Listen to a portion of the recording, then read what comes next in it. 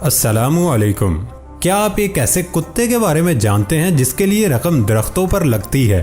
یا پھر کیا آپ جانتے ہیں کہ کان کا نچلا حصہ یعنی کان کی لو آپ میں پائی جانے والی بیماریوں کے بارے میں کیا بتاتی ہے؟ آج کی ویڈیو میں آپ ایسے حیران کر دینے والے فیکٹس کے بارے میں جاننے کے لیے اس ویڈیو کو پورا دیکھیں۔ میں ہوں حماد صادق اور آپ دیکھ رہے ہیں ریئلٹی فیکٹس۔ ویڈیو شروع کرنے سے پہلے ناظرین سے گزارش ہے کہ وہ ہمارے چینل کو سبسکرائب کریں اور بیل آئیکن سے notification for all per click کر لیں۔ تو چلتے ہیں آج کے سفر پر۔ فیکٹ نمبر 1، چین کے شہر ویفنگ میں دریا کے پل پر قائم کردہ بلند ترین فیرس وہیل جو عوام کی تفریح کے لیے بنایا گیا ہے۔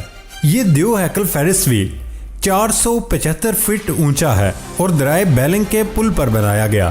1771 فٹ لمبے پل پر بنایا جانے والا یہ فیرس وہیل 4600 ٹن سٹیل سے بنایا گیا، جس میں کل 36 کیبن موجود ہیں اور ہر کیبن میں وائی فائی اور ٹی وی کی سہولت موجود ہے۔ ڈریگن سین نامی اس فیرس وہیل کے ایک کیبن میں بیک وقت 10 مسافر سوار ہو سکتے ہیں، جو اس کے ذریعے شہر کا دور دور تک نظارہ کر سکتے ہیں، جبکہ اس کا ایک چکر مکمل ہونے میں 28 منٹ کا وقت لگتا ہے۔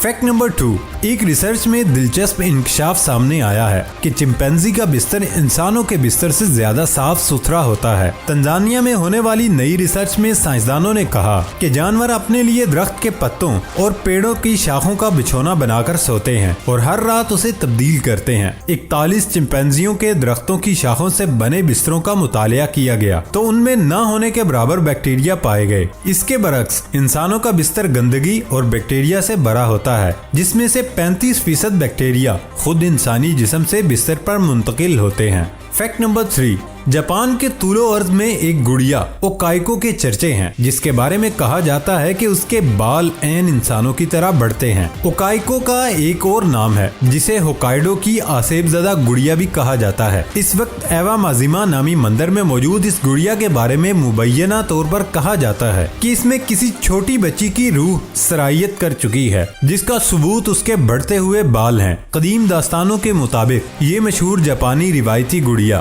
1918 میں ہوکائیڈو کے رہائشی 17 سال لڑکے اکائیچی سوزوکی نے اپنی چھوٹی بہن کے لیے خریدی تھی۔ اس 3 سالہ بچی کا نام کائیکو کو بتایا جاتا ہے، جسے اس گڑیا سے بہت محبت تھی۔ کائیکو اس گڑیا کو اپنے سینے سے لگا کر رکھتی اور اسے اپنے پاس لے کر سوتی تھی، لیکن پھر یہ ہوا کہ کائیکو کو ٹھنڈ سے بیماری ہوئی اور وہ انتقال کر گئی، جس کے بعد کہانی کا خوفناک موڑ شروع ہو گیا۔ بچی کے اہل خانہ نے گڑیا ایک مندر کے حوالے کر دی اور اسے اوکائیکو کا نام دیا گیا، لیکن کچھ روز بعد گڑیا کے بال مخصوص انداز میں بڑھنے لگے، جس سے ظاہر ہوتا تھا کہ شاید اس میں کائیکو کی روح سما گئی ہے۔ پھر 1938 میں بچی کے اہل خانہ نے گڑیا کو ایک دوسرے مندر کے حوالے کر دیا اور اس سے وابستہ راز بھی بیان کر دیا۔ اب گزشتہ 80 برس سے یہ گڑیا وہاں موجود ہے۔ پورے جاپان سے لوگ اس گڑیا کو دیکھنے آتے ہیں، لیکن کسی کو بھی اس کی تصویر لینے کی اجازت نہیں۔ مندر میں موجود پجاریوں کا اصرار ہے کہ گڑیا کے بال بڑھ رہے ہیں اور وہ انہیں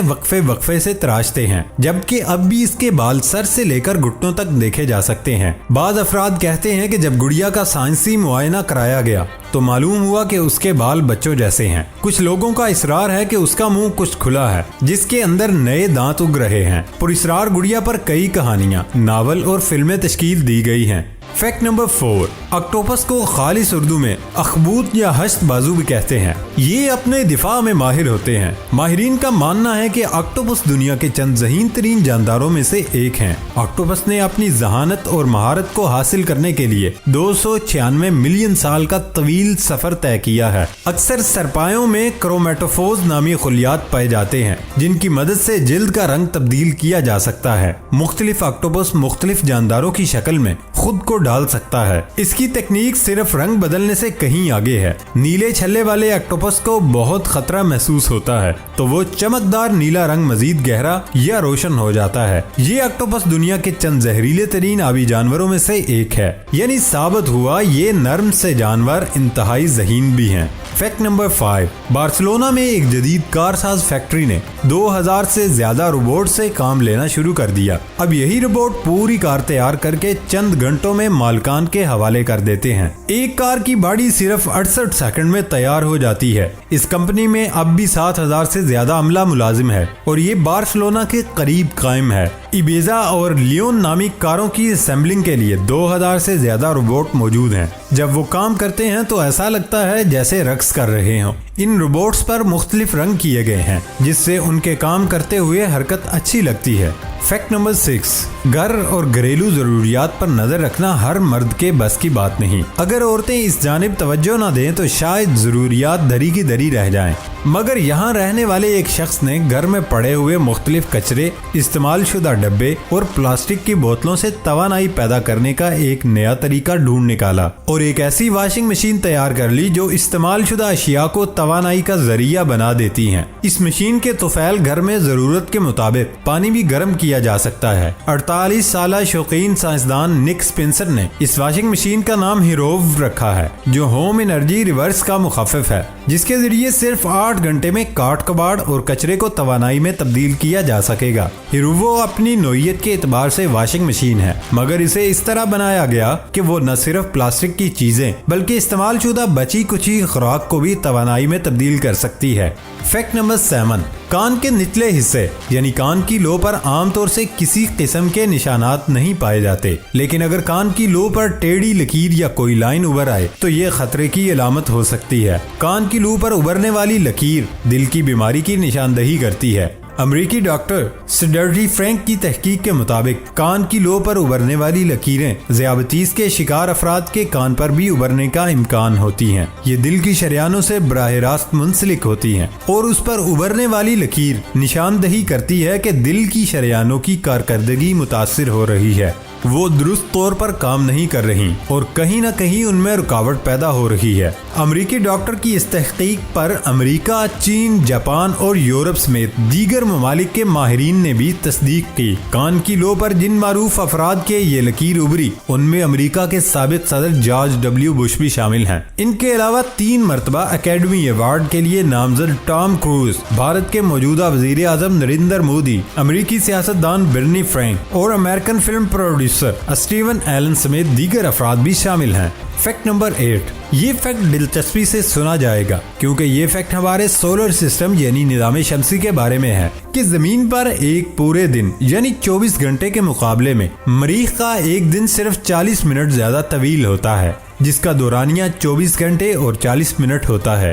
مریخ کا ایک دن سولر ڈے، سول یعنی SOL بھی کہلاتا ہے۔ البتہ مریخ کا ایک سال ہماری زمین پر گزرنے والے 687 دنوں جتنا لمبا یعنی ایک سال 10 مہینے اور 22 دن جتنا طویل ہوتا ہے، جس کی وجہ یہ ہے کہ سورج کے گرد مریخ کا مدار زمین کے مقابلے میں خاصا بڑا ہے، جس کا ایک چکر لگانے میں مریخ کو یہ وقت لگ جاتا ہے۔ فیکٹ نمبر 9، کیا آپ ایک ایسے کتے کے بارے میں جانتے ہیں جس کے لیے رقم درختوں پر لگتی ہے؟ کہا جاتا ہے کہ پیسے درختوں پر نہیں اگتے، لیکن کولمبیا میں ایک کتا ایسا بھی ہے جس کے لیے رقم درختوں پر اگتی ہے اور وہ پتوں کے ذریعے اپنے من پسند بسکٹ خریدتا ہے۔ کئی روز تک اس کتے نے طالب علموں کو کھانے کے لیے ایک سٹال پر نقد رقم کے بدلے اشیاء خریدتے دیکھا تو اس نے اپنی طرف سے درخت کے پتوں کو بطور کرنسی استعمال کرنا شروع کر دیا۔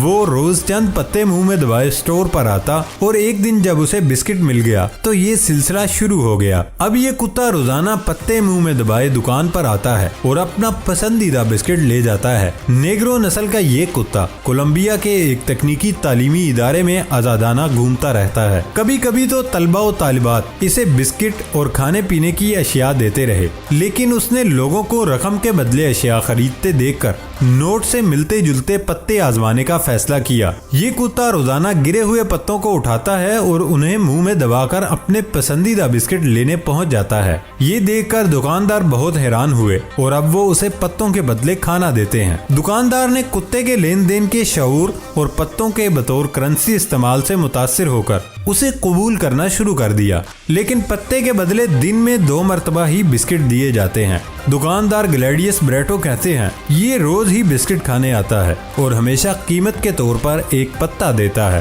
اب یہ کتا پورے کیمپس میں بہت مشہور ہو چکا ہے اور لوگ اس کی خریداری کی ادائیں دیکھ کر خوش ہوتے ہیں۔ دوستو، یہ تھا ہمارا آج کا سفر۔ نئی ویڈیو آنے تک اجازت دیں۔ اللہ حافظ۔